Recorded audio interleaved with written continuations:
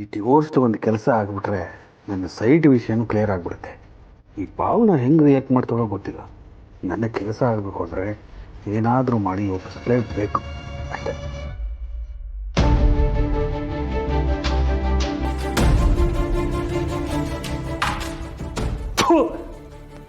ಜನ್ಮಕ್ಕಿಷ್ಟು ಬೆಂಕಿ ಯಾಕೆ ಎಂತ ಕಚಡ ನನ್ನ ಮಕ್ಕಳು ಇವರು. ಇಂಥವ್ರ ಮನೆಗೆ ನಾನು ತಂಗಿ ಸೊಸೆಯಾಗಿ ಹೋಗ್ಬೇಕಾಗಿತ್ತ. ನಮ್ಮ ಅಪ್ಪ ಅಮ್ಮಂಗಂತೂ ಬುದ್ಧಿ ಇಲ್ಲ. ಅವ್ರನ್ನ ಯಾ ಮಾರಿಸಿ ಇವನು ಬಂದು ತಾಳಿ ಕಟ್ಟಿ ಹೋದ. ನಾನು ಪಡ್ಕೊಂಡೆ ಬೇಡ ಅಂತ ಇವಳನ್ನ ಅವ್ರ ಮನೆಗೆ ಕಳ್ಸ್ಕೊಟ್ಬಿಟ್ರು. ಯಾರಿಗ್ರೆ ಇಷ್ಟೊಂದು ಬೈತಿದ್ದೀರಾ? ಇನ್ಯಾರ ಬಗ್ಗೆನೆ ಇದೇನಲ್ಲ ಈ ಊರಿನ ದೊಡ್ಡ ಮನುಷ್ಯ. ಅವ್ನ ಹೆಸರು ಹೇಳಕ್ಕೆ ನನಗೆ ನಾಚಿಕೆ ಆಗುತ್ತೆ. ಇವಳು ಮಾವ ಜವರೇಗೌಡ್ರ. ಅವ್ರೆಲ್ರಿ ಸಿಕ್ಕಿದ್ರು ನಿಮ್ಗೆ? ನಾನೇ ಹುಡ್ಕೊಂಡು ಅವ್ರ ಮನೆಗೆ ಹೋಗಿದ್ದೆ ಕಣೆ. ನೀವ್ ಅವ್ರ ಮನೆಗೆ ಹೋಗಿದ್ರಾ? ಯಾಕ್ರಿ ಈಗ ಇಷ್ಟೊಂದು ನಡೆದಿದ್ದು ಸಾಲ್ದ ನಿಮ್ಗೆ? ಏನೋ ಸಿಟ್ಟಲ್ಲಿ 4 ಮಾತು ಆಡ್ಬಿಟ್ಟೆ. ನನ್ನಿಂದ ತಪ್ಪಾಯ್ತು, ನೀವು ಹೀಗೆ ಮಾಡಿದ್ರೆ ನನ್ನ ತಂಗಿ ಜೀವನ ಹಾಳಾಗತ್ತೆ ಅಂತ ಕೇಳಕ್ಕೆ ಹೋಗಿದ್ದೆ ಕಣೆ. ಅವ್ರು ಏನು ಹೇಳಿದ್ರು ಗೊತ್ತಾ? ಏನಂದ್ರು ಅಣ್ಣ?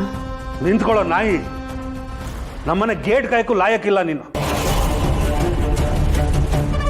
ನಮ್ಮನೆ ಹೊಸಲು ತುಳಿಬೇಡ ಅಂತ ಬಾಯಿಗೆ ಬಂದಂಗೆ ಅಂದ್ರು. ನಾನು ಎಷ್ಟು ರಿಕ್ವೆಸ್ಟ್ ಮಾಡ್ಕೊಂಡ್ರು ಅವ್ರು ಒಪ್ಕೊಂಡಿಲ್ಲ. ನೀನು ತಂಗಿ ವಹಿಸ್ಕೊಂಡು ಹೊಡೆಯಕ್ಕೆ ಬಂದಿದ್ಯಾ, ಇವತ್ತು ಅವಳನ್ನ ವಾಪಸ್ ಕರ್ಕೊಳ್ಳಿ ಅಂತ ಬೇಡ್ಕೋತಿದ್ಯಾ ಅಂತೆಲ್ಲ ಏನೇನೋ ಬೈದ್ರು ಕಣ. ನನಗಂತೂ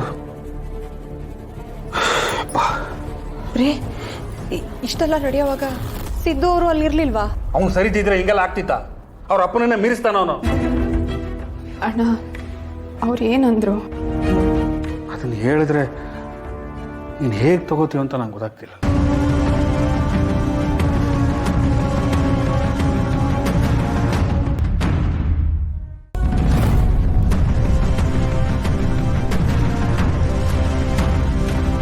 ಇದನ್ನು ಹೇಳೋ ಕರ್ಮ ಯಾವ ಅಣ್ಣಂಗೂ ಬರಬಾರ್ದು. ಈ ಡಿವೋರ್ಸ್ ಪೇಪರ್ನ ನನ್ನ ಮುಖದ ಮೇಲೆ ಬಿಸಾಕಿ ನಿಮ್ಮ ತಂಗಿ ಹತ್ರ ಸೈನ್ ಮಾಡಿ ಕಳಿಸಿ ನನಗೆ ಈ ಸಂಬಂಧ ಬೇಕಾಗಿಲ್ಲ ಅಂತ ಕೂಗ್ದ.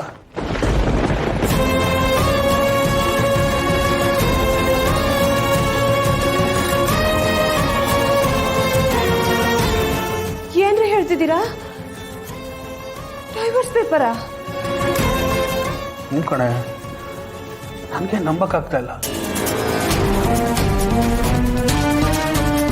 ಅತ್ತೆ, ಮೊದಲೆಲ್ಲ ಚಂದನ ಅವರು ಮುಖ ತೋರಿಸ್ದೇನೆ ಓಡಾಡ್ತಿದ್ರಲ್ವಾ? ಆಗ ವಿಶ್ವ ನನ್ನ ಹತ್ರ ತುಂಬಾ ಫ್ರೆಂಡ್ಲಿ ಆಗಿದ್ದ, ಕ್ಲೋಸ್ ಆಗಿದ್ದ, ನನ್ನ ಹತ್ರ ತುಂಬಾ ಚೆನ್ನಾಗಿ ಮಾತಾಡ್ತಿದ್ದ. ಯಾವಾಗ ಎಂಗೇಜ್ಮೆಂಟ್ ಆಯ್ತೋ, ಯಾವಾಗ ಅವರಿಬ್ರು ಎದುರು ಬದ್ರು ಆದ್ರೂ ಅವಾಗ್ಲಿಂದ ವಿಶ್ವ ಕಂಪ್ಲೀಟ್ ಆಗಿ ಚೇಂಜ್ ಆದ ಅತ್ತೆ. ನನ್ನ ಜೊತೆ ಸರಿಯಾಗಿ ಮಾತಾಡಲ್ಲ, ಆದ್ರೆ ಅವರಿಬ್ಬರು ಮಾತ್ರ ಮರಿಯಾಗಿ ನಿಂತು ಏನೇನೋ ಮಾತಾಡ್ತಿರ್ತಾರೆ.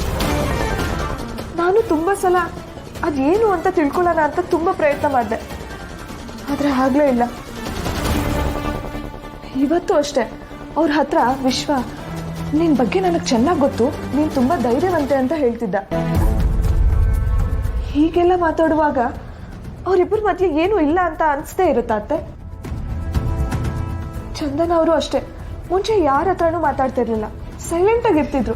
ಆದ್ರೆ ವಿಶ್ವನ ಹತ್ರ ಮಾತ್ರ ಎಷ್ಟೋ ವರ್ಷದಿಂದ ಪರಿಚಯ ಇರೋ ತರ ಮಾತಾಡ್ತಾರೆ. ಇದೆಲ್ಲ ನೋಡ್ತಿದ್ರೆ ನನಗೆ ತುಂಬಾ ಭಯ ಆಗ್ತಿದೆ.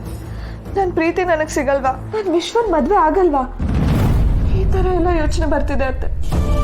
ಆ ಥರ ಏನೂ ಆಗೋದಿಲ್ಲ. ಇಲ್ಲ ಅತ್ತೆ, ಹೆಣ್ಣಿಗೆ ಹೆಣ್ಣೆ ಶತ್ರು ಅನ್ನೋ ಮಾತು ಕೇಳಿದ್ದೆ, ಆದ್ರೆ ಈಗ ಕಣ್ಣಾರೆ ನೋಡ್ತಾ ಇದ್ದೀನಿ. ಅಲ್ಲ ಅತ್ತೆ, ಚಂದನ ಅವ್ರಿಗಾದ್ರೂ ನಾಚಿಕೆ ಬೇಡ್ವಾ? ಅವ್ರಿಗೆ ಮದ್ವೆ ಆಗಿದೆ, ಕತ್ತಲ್ಲಿ ತಾಳಿ ಇದೆ, ಕಾಲಲ್ಲಿ ಕಾಲುಂಗ್ರ ಇದೆ, ಗಂಡ ಇದ್ರೂ ಹೀಗೆಲ್ಲ ಮಾಡೋಕ್ಕೆ ನಾಚಿಕೆ ಆಗಲ್ವಾ? ಅತ್ತೆ, ನಾನು ವಿಶ್ವನ್ ಬಗ್ಗೆ ಏನು ಮಾತಾಡ್ತಿಲ್ಲ, ಆದ್ರೆ ಆ ಚಂದನ ಅವರು ನನ್ನ ವಿಶ್ವನ್ ಎಲ್ಲಿ ಕಿತ್ಕೋತಾರೋ ಅನ್ನೋ ಭಯ ಆಗ್ತಿದೆ. ಹಾಗೇನೂ ಆಗಲ್ಲ. ಅದೇನು ವಿಷಯ ನಡೀತಾ ಇದೆ ಅಂತ ನಾವಿಬ್ರು ಒಟ್ಟಿಗೆ ತಿಳ್ಕೊಳ್ಳೋಣ. ಹಾ, ನೋಡು, ನೀನೇನು ಯೋಚನೆ ಮಾಡಬೇಡ, ನಾನಿದ್ದೀನಿ, ಅಳ್ಬೇಡ. ಈಗ ಧೈರ್ಯವಾಗಿರೋ, ಅತ್ತೆ ನಾನಿದ್ದೀನಲ್ವಾ?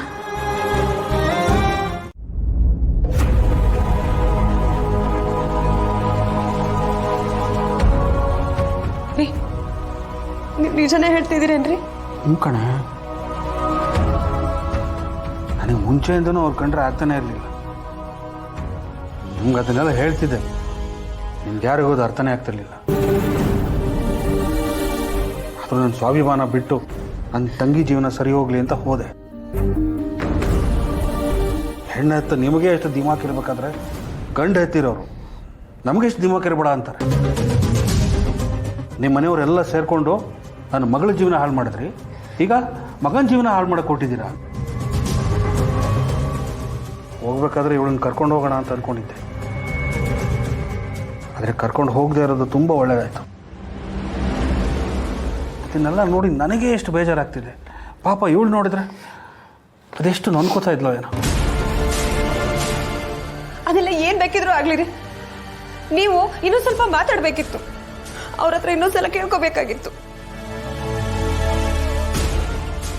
ಭಾವನ ನಮ್ಮನೆ ಹೆಣ್ಮಗಳು ರೀ, ಅವ್ರ ಜೀವನ ಪೂರ್ತಿ ಕೊರಗೋದನ್ನ ನೋಡ್ಕೊಂಡಿರಕ್ಕಾಗತ್ತಾ?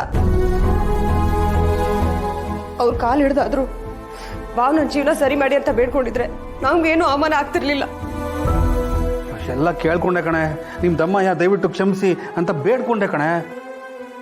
ಬಾಯಿಗೆ ಬಂದಂಗೆ ಬೈದರು.